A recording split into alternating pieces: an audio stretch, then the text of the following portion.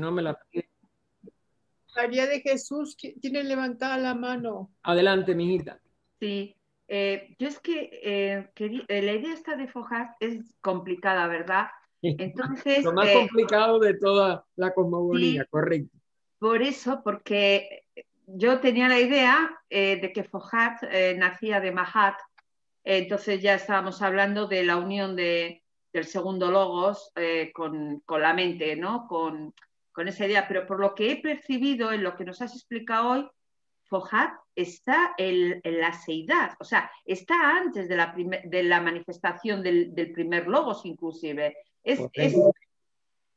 Entonces, Fohat no puede ser dual, no puede tener, o sea, decimos que tiene naturaleza eléctrica, pero la electricidad es polar, positivo o negativo. Fohat, cuando está en ese estado, es unidad, o sea, es complicado, ¿no? O sea, y Sí, luego decimos correcto. que es el pensamiento del espíritu, pero entonces, ¿cómo el pensamiento del espíritu?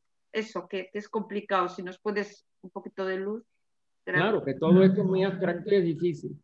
Miren, ese es el primer rayo que surge del espíritu y ya en sí se le llama foja. Pero cuando él empieza a en, entre, entreactuar, porque es una interacción, la interacción en el espacio, es donde entonces empieza a reflejarse la aparente multiplicidad, porque es el poder mayábico el que toma, como si dijéramos, las riendas. Y es a partir de ese momento que entonces se vuelve más difícil poder saber lo que es la integridad de Foja cuando va como el rayo 1 a surgir del espíritu, pero dentro de la misma materia, dentro del mismo espacio, vamos a decir. Todavía no es materia. Y poder hacer que ese padre-madre exprese un universo.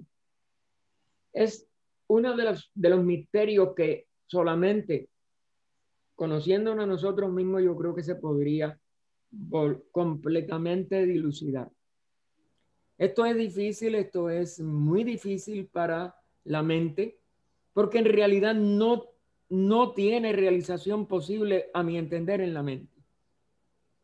El ser humano tiene que entrar en sí mismo y comprenderlo dentro de sí, porque el espíritu se tiene que descubrir a sí mismo dentro de uno mismo. Y nosotros obviamente somos personalidades.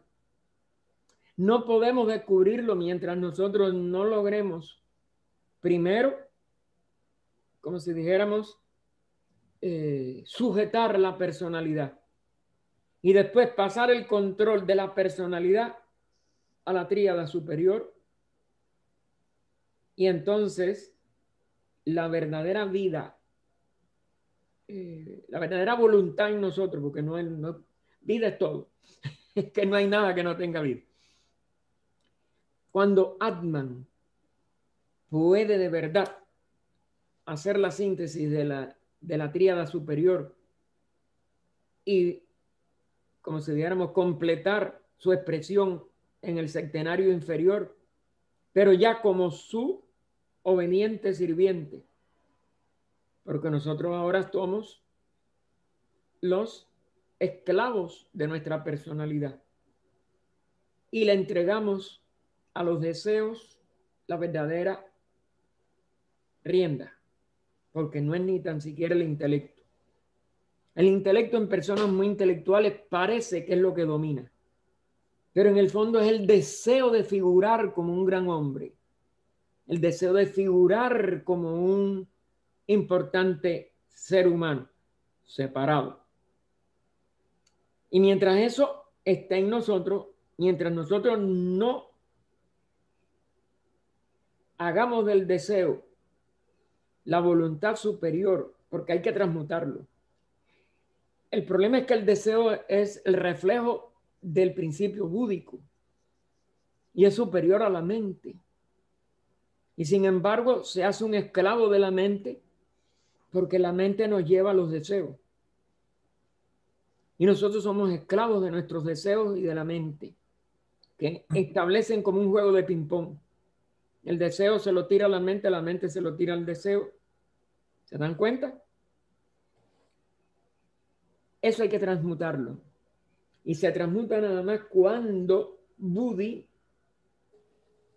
logra dominar como vehículo de Atman, porque el Buddhi, ahí donde está su función dual, a una mente que ha dejado de prestar atención a lo de abajo y aspira por devoción, por servicio, por amor.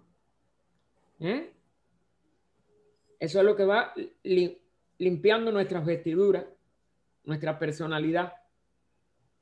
Y entonces logramos hacer que la mente no se conforme con otra cosa que no sea la verdadera sabiduría, la verdadera unidad, el amor expresado ya con Cupido, pero no hacia algo inferior, sino hacia sí mismo, el descubrirse uno, el autodescubrimiento.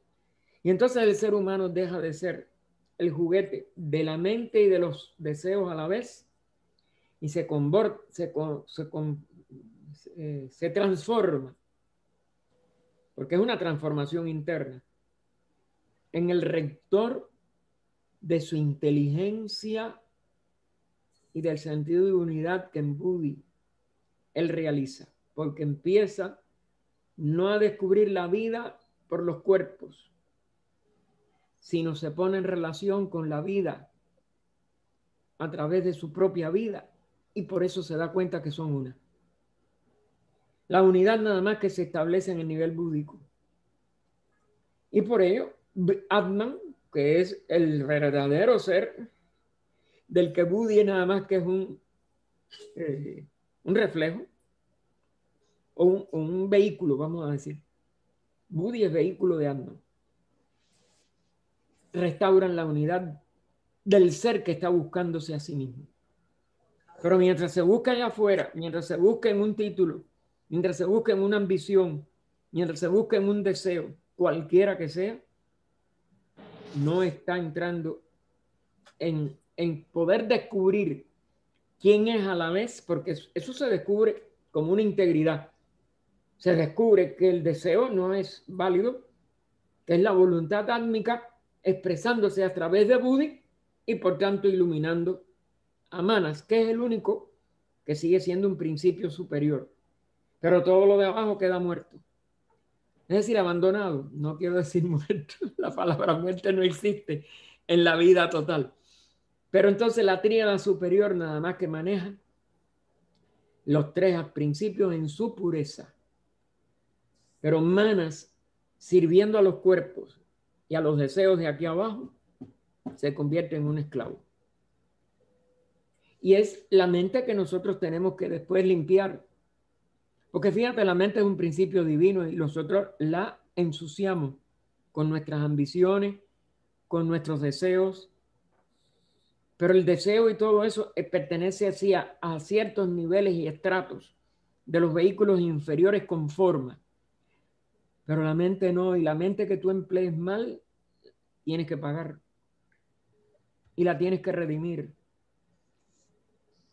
Ahí no me recuerdo si es, creo que es en algo de, sí, de los materiales que Annie Besant publicó como tercer volumen de inglés y tomos quinto y sexto de español de la doctrina secreta, donde HPB dice, la mente es un principio divino. Donde quiera que un mal pensamiento, ¿y quién no ha tenido un mal pensamiento? Que un pensamiento egoísta. ¿Quién no ha tenido un egoísta pensamiento? O que cualquier pensamiento que sale de lo divino ensucie nuestra mente. Si no lo limpiamos nosotros al terminar la encarnación, que muchas veces no lo podemos hacer, lo que se quede atrapado del principio divino mental en Kamaloka, en el ¿cómo se le dice? En el cascarón. Si nosotros vamos a Devachan, aunque hayamos tenido estas cosas, porque ya tenemos dualidad. No hemos perdido el alma, vamos a decir, en la encarnación. Vamos al Devachan y disfrutamos de un Devachan. Pero lo que quedó en el Kamarupa, abandonado, Si es mental, tiene que ser limpiada la mente de aquello que se enredó con ese camarrupa, porque es un principio divino y no pueden quedar embarrados. Y hay jerarquías que tienen que ver con eso, con el karma, como es natural, en que incurrimos. Fíjate si esto es no solo sacratísimo, es dificilísimo de poderlo pensar, de poderlo, vamos a decir, razonar, porque nosotros no vamos más allá. Pero cuando lleguemos, es porque hemos llegado de verdad a limpiar la naturaleza total y el hombre se encarga de todo su karma hasta que lo liquida y lo lleva a cero. Es que entonces puede entrar a la verdadera o entrar en sí mismo verdaderamente hablando. Pero ya más nunca va a profanar ni su mente, ni su voluntad, ni su vida una. ¿Sí? Los tres son unos ya, también. Ese es un adepto.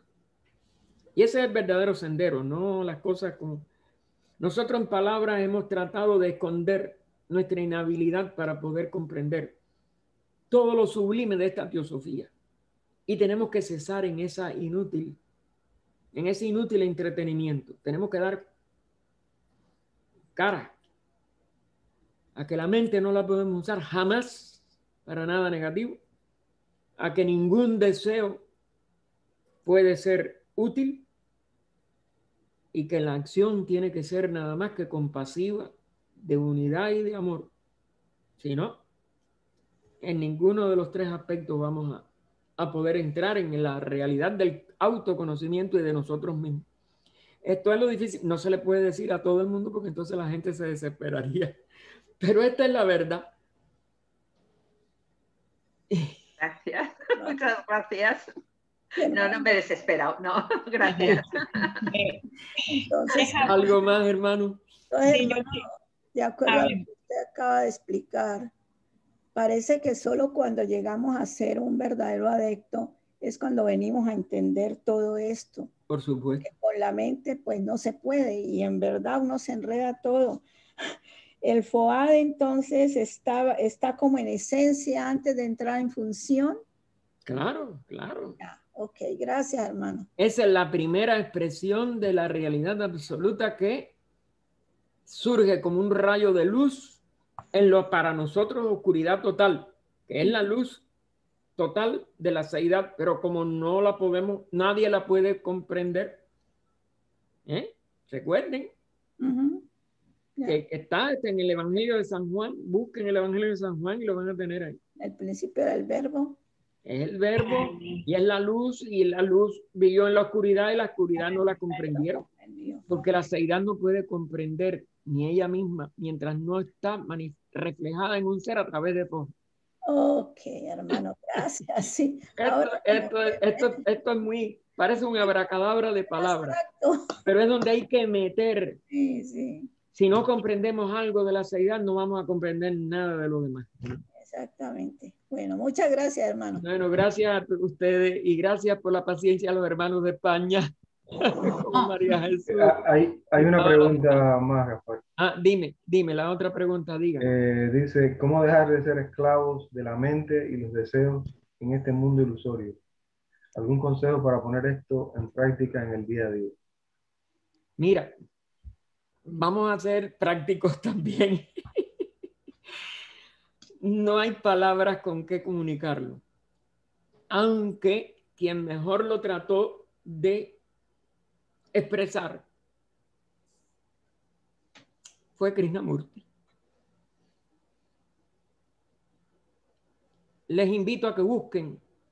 Está publicado un fragmento, por lo menos.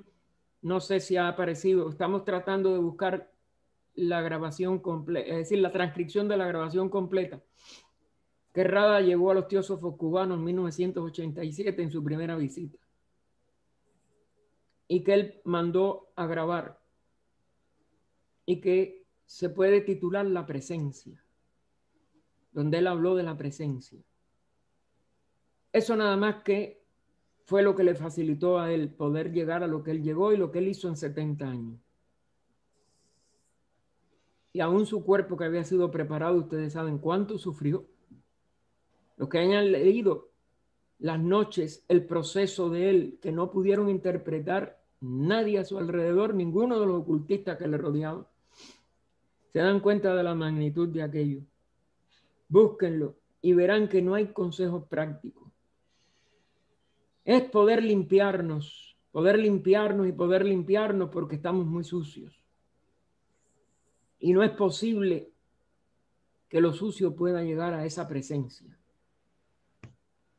Sí podemos empezar tratando de los que reciben el pensamiento diario que viene de España a través de Joan Love y que le ha tomado de las obras completas de Krishnamurti. Búsquenlo, búsquenlas. Y los que no reciban esto me lo pueden dejar en el chat y nosotros lo incorporamos si alguno de ustedes no lo recibe. Y allí ustedes verán que el pensamiento sin palabras, el pensamiento puro, es lo único que lleva a ese autodescubrimiento. Pero es sin deseo de nada, y ahí es donde viene el problema, es sin práctica de nada. Pero yo no puedo, sinceramente, llegar más allá. Yo también estoy totalmente, como dijéramos, atrapado en la personalidad. Pero si ustedes profundizan y ustedes son sinceros con ustedes mismos, por lo menos no están ignorantemente creyendo que ya ustedes lo saben, que ya ustedes lo están practicando. Pero eso no lleva ningún entrenamiento, eso no lleva ninguna cosa práctica en el sentido externo que nosotros le damos ahí. Y es por eso que no hay que meterse y ver eso. Y vamos a ver si esto de la presencia, nosotros llegamos a una traducción que sepamos que es la correcta, porque tenemos dudas de la parte que cómo fue dicha en inglés. Nosotros con gusto la vamos a compartir. Hay un fragmento de ello en un libro, los que sepan inglés, de Mark Lee, sobre su relación de no me acuerdo cuántos años, creo que más de 40 años, con Krishnamurti, y él nombra eso, porque él fue el que Krishnamurti mismo le encargó que cremara su cuerpo y se encargara de las condiciones en que tenía que ser cremado, porque ese cuerpo fue muy sagrado. Penetren en eso, es quizás el único ser de los que hemos conocido que habló algo de ello, y lo demás se sabe por la biografía de Pupul Yayakar, de Mary Lugen, y no me acuerdo qué otra más escribió algo de eso. Eso es muy sagrado y es muy difícil. Y uno tiene que ir quitándose lo que no es sagrado en nuestras personalidades para poder llegar a eso. Y es quitarse lo que somos nada más que la parte externa de una cosa inferior. Y lo superior y lo inferior no se mezclan, hermano. Ustedes dirán que estoy complicándolo más, pero si no, ¿cómo ustedes creen que después de Krishnamurti, a pesar de que él habló 70 años sobre eso, nadie ha llegado a lo que él llegó? ¿Cómo ninguno de los grandes del pasado se repitieron hasta él? Porque obviamente es un proceso interno que cada uno tiene que llegar a labrar por sí mismo. Y conocerse a sí mismo, eso sí. Pero ese conocimiento de sí mismo no es en palabras, no es en repetir una serie de cosas, los mantras, cualquier cosa. Todo eso puede ayudar en un momento de crisis, en un momento de disminución de nuestro egoísmo. Pero la total ausencia de egoísmo que se necesita para ello, eso es lo que es difícil, porque todo egoísmo es un deseo. Y perdonen que estoy llevándome demasiado tiempo de los hermanos, que ya es muy tarde para ello.